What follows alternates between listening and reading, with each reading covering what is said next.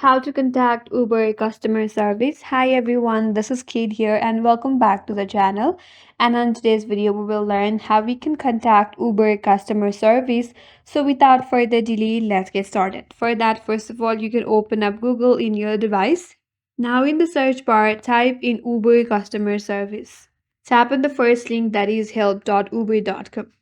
You will land on this interface. Now, you have to select the issue that you have in your account to contact with the Uber customer support.